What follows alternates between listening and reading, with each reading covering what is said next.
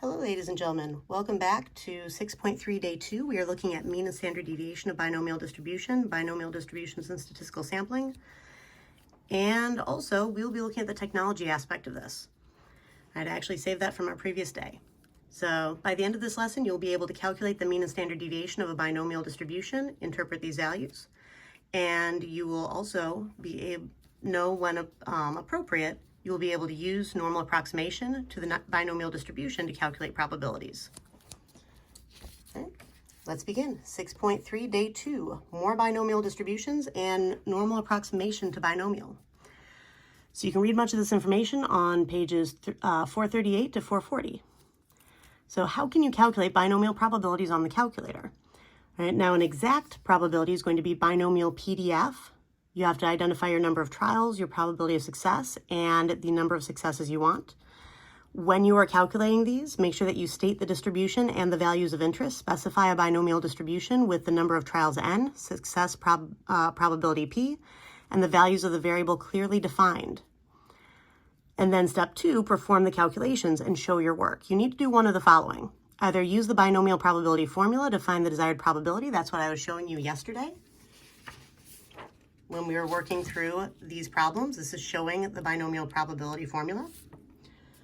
Or use the binomial PDF or CDF command and label each of the inputs. Make sure that you answer the questions that were asked. Now, when you're using these commands, you need to make sure that you provide the probability statement that matches the commands that you're using. All right, so for this first one, all right, so PDF, exact value CDF. Now, notice with CDF, we're dealing with strictly less than or equal to. That means sometimes we're going to have to modify these. All right, so example 1, if x equals the number of heads in 50 flips, find the following using your calculator. All right, so we're flipping a fair coin 50 times, and we want to identify the number of heads in those 50 flips. So this would be a binomial distribution with n equal to 50 and probability of success being 1/2 if this is a fair coin. And if we want to find the probability that we have exactly 25 heads out of 50, right? Binomial PDF, the number of trials would be 50, the probability of success 1/2, x is equal to 25. And this would be enough to show your work on this particular problem. Right? So if we hit second vars, do you see how DISTR is written in blue right above the vars button? That's why we have to hit the blue second button first, then vars to get to distribution. And we are going to go all the way down until we get to binomial PDF. All right, so binom PDF. It identifies number of trials, then probability of success, and then x value. So number of trials would be 50. Probability of success, 1/2. X value would be 25, because that's the number of heads that we actually want out of those 50 flips. Paste it in and hit enter.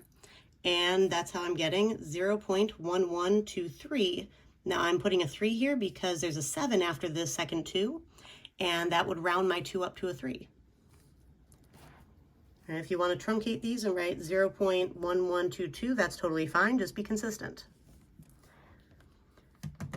Now for this next one, probability of x less than or equal to 18. Now that perfectly matches what we do for binomial CDF. Binomial CDF is the less than or equal to option for basically a specific range of values on the left side of our distribution. All right, so binom CDF, again, number of trials, probability of success, and the last number of successes that you want out of the total trials. So the highest number of successes you want out of the total trials in this percentile calculation, basically.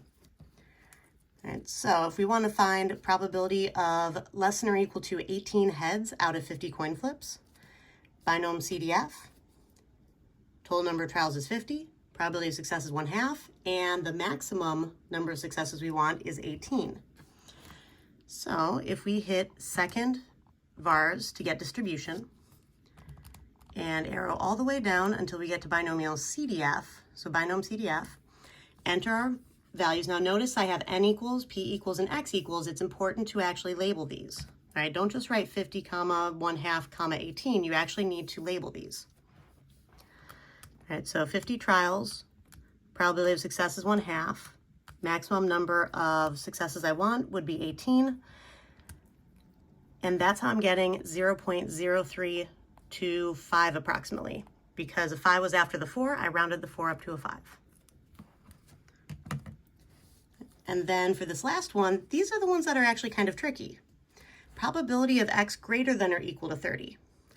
Right? Now, CDF is strictly less than or equal to. In order to use the complement rule, you need to know what you're finding the complement of. All right, so in order to find greater than or equal to 30, I'm going to take 1 minus its exact opposite.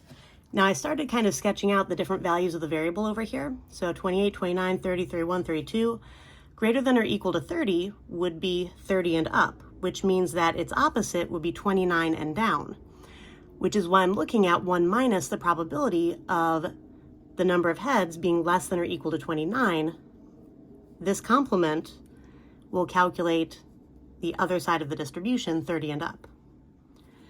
I mean, you could always just take probability of 30 plus probability of 31 plus probability of 32 all the way up through 50, but, you know, that's 20-something probabilities. That's a lot to add up. So it's really important to learn how to use this complement rule correctly. And so if I type in 1 minus first, and then I go to my distributions, and I go down to binomial CDF, still looking at 50 total trials, probability of success 1/2, but I want 29 to be my highest, because if I subtract this probability from 1, I'm subtracting the left area in order to calculate the greater than area. All right, so 0.1013 approximately, and that's how I got this, 0.1013. Now, is it okay to use the binomial PDF and binomial CDF commands on the AP exam? Yes, but you must clearly state NPX and the direction using a probability statement, and that is what I was doing here. When I was calculating a different probability than the one requested, I identified which one I was using to be able to use that complement rule, and I was very clearly identifying what I was working with. These also need to be stated at the beginning of these statements so that the graders know that you know what this is actually calculating.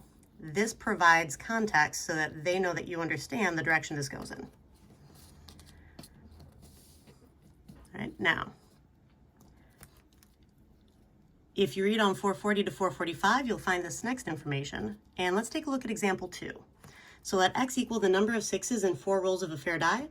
Graph the probability distribution. Now, this is what we were working with yesterday. And if you remember, the probability of 0 6s out of 4 rolls of a fair die was 0.4823, which is why I have my bar here up just below the 0.5. All right, this is the number of 6s in 4 rolls, and then this is my probability along the other side. And then the probability of exactly 1 6 out of 4 rolls was about 0.3858. That's why this next one is just below the 0.4.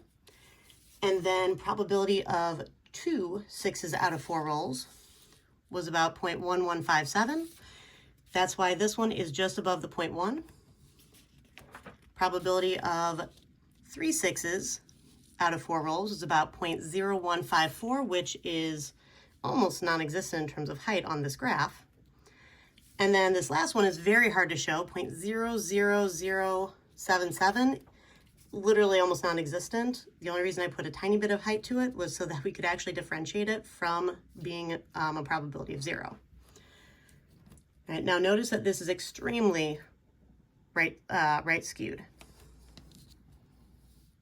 Right, but that is how you graph the probability distribution for these binomial random variables. Now, how do you calculate the mean and standard deviation of a binomial distribution? And are these on the formula sheet? Right, so if a count x of successes has a binomial distribution with number of trials n and probability of success p, remember, this is how we define a binomial distribution and its parameters. These are the 2 parameters for it.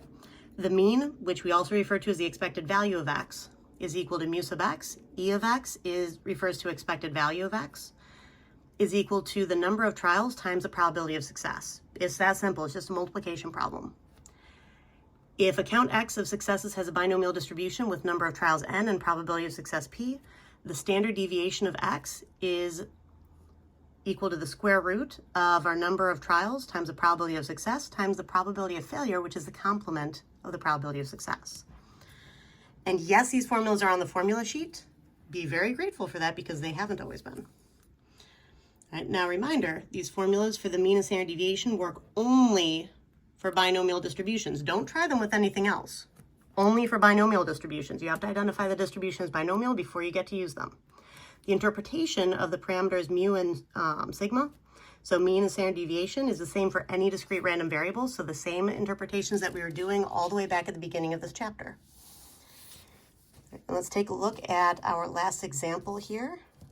So calculate and interpret the mean and standard deviation of x, the number of 6s in 4 rolls of a die.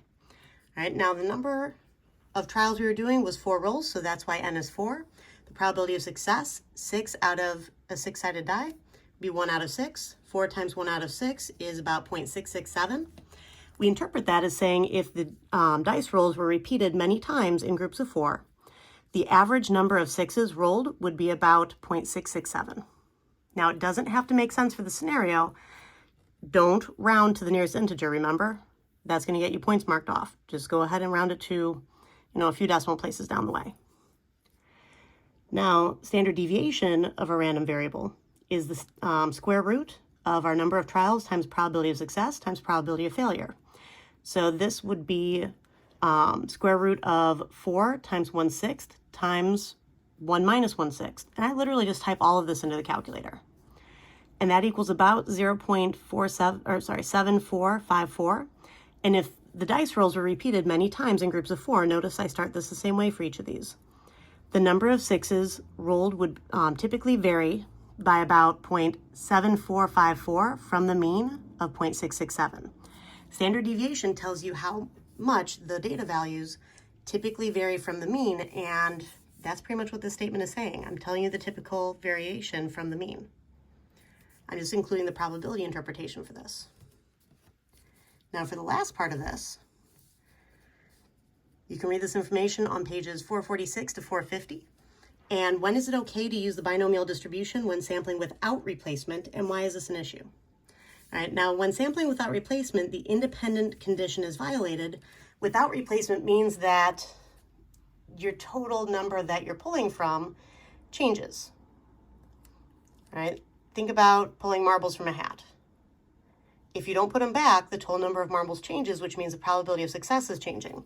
Now, this is not a big deal when the sample size is small relative to the population size, because any change in the probability of success is going to be negligible within 4 or 5 decimal places. And to determine when the sample size is small enough relative to the population size, we use what's called the 10% condition. This is a subset of the independence condition. So if our sample size is less than or equal to 10% of our population size, so 0.10 times our population size, it's okay to use the binomial distribution when sampling without replacement. And it's okay to use a normal curve to model a binomial distribution when our counts are large enough. All right, so we need to have a small enough sample size that we don't violate the independence. But we can only use a normal curve if x is a binomial with parameters n and p, and the distribution of x will be approximately normal if the number of trials we do times the probability of success is at least 10, and the number of trials we do times the probability of failure is at least 10. So we need to have basically at least 10 successes and 10 failures due to the number of the sample size that we're taking from the population. So this indicates when we need to have a large enough sample size. This indicates how small the sample size needs to be. So there's essentially a ceiling and there's a floor for how big our sample can be when we're sampling without replacement to still be able to calculate probabilities, either using binomial distribution or going even further and using a normal curve. Now, this in-class example we will actually work on when we get into class tomorrow. So go ahead and try your assignment at the bottom, and I will see you in class.